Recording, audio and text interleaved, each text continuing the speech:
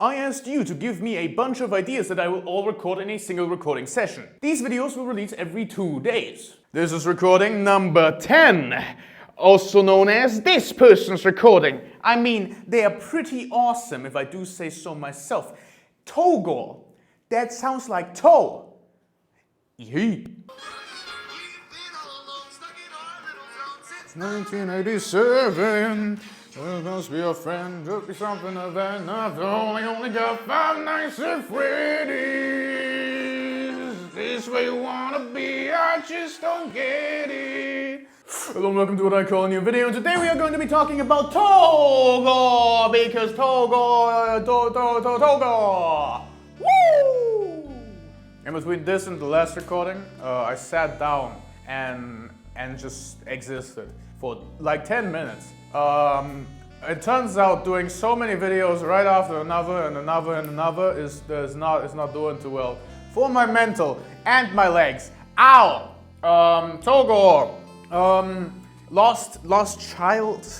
Do I make an analogy about lost? Sure. So the reason that Togore is so important to the meta-narrative of Deltarune. Hold on, let me get this chair out of the way. The chair's in my way. Okay, so the reason that Togore is so important to the meta-narrative of Deltarune is because Togore is a metaphor. See, Togore is a lost child. No one likes to talk about Togore because Togore is a bit of a mental case. You know, Togore, his mind is mushed. His appearance is unique. He is kind of like a mutation. He was lost in the same way that a molded pizza is lost in a trash can. He was thrown out, thrown away. They don't like to show his face in public, and so he became a lost child.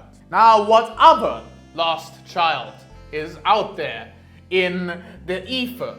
Well, that would be December holiday. So clearly, we have a connection between Togore and Des. She is the titular lost girl, while he is the titular lost child. So what does that tell us about Deltarune? Well, we know that Des is gone for some reason. She is the lost girl. We have to find her .oog. Togore, we don't have to find him .oog. He is simply lost to time.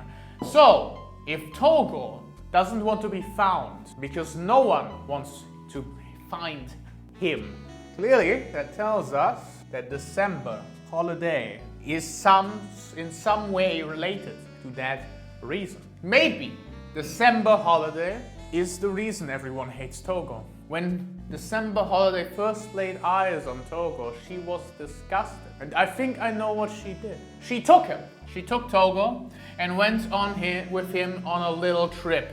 A trip down to the forest. Now, why would December go down to the forest with a being she despises to look at? There's only one reason. See, a forest is a vast expanse of nothing but trees.